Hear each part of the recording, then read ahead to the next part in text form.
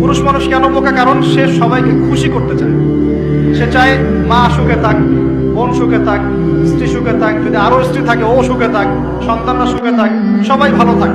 এবং তাদের ভালোর জন্য তারা কত কষ্ট করে, দিন রাত ডিউটি করে, অফিসে যায় আসে, জ্যাম ফেস করে, মানসিক প্রেশার নেয়, শারীরিক প্রেশার নেয়, তাই না? অথচ এই কষ্ট কিন্তু মহিলারা বোঝে না। বোঝে? সবাই বোঝে না। আছে অনেক ভালো স্ত্রী আছে, কিন্তু সবাই কিন্তু বোঝে না। মনে করে যে পুরুষ মানুষ মনে হয় ভোগবাদী, খালি মেয়েদেরকে ভোগ করতে চায়। অথচ অথচ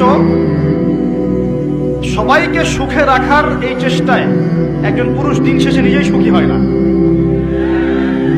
বহু পুরুষ শেষ বয়সে গিয়ে একাকিত্বে ভোগে, একা হয়ে যায়।